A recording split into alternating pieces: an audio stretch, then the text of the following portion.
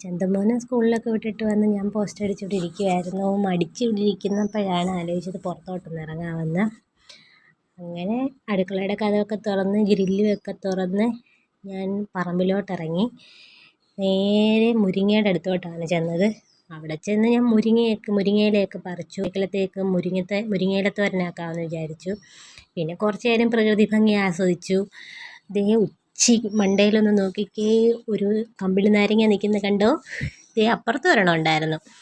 പിന്നെ കുറച്ച് നേരം അവിടെയൊക്കെ നോക്കി. എൻ്റെ പേരയിലൊക്കെ നോക്കി. പേരയ്ക്കൊന്നും ഇല്ലായിരുന്നു. ഇവിടുത്തെ അപ്പച്ചന് കുറേ കൃഷിയൊക്കെ ഉണ്ട്, വാഴക്കൃഷിയൊക്കെ ഉണ്ട്. പിന്നെ ഞങ്ങളുടെ ഈ പറമ്പിൽ ഒത്തിരി കറിവേപ്പിലയുണ്ട്. പിന്നെ ഞാൻ കറിക്ക് തോരന് കറിവേപ്പില വേണ്ടേ, കറിവേപ്പിലയൊക്കെ പറിച്ചു. പിന്നെ അകത്തോട്ട് വന്ന് മുറത്തിൽ മുരിങ്ങയിലേക്ക് ഇട്ട് നേരെ വെളിയിൽ വന്നിരുന്നു.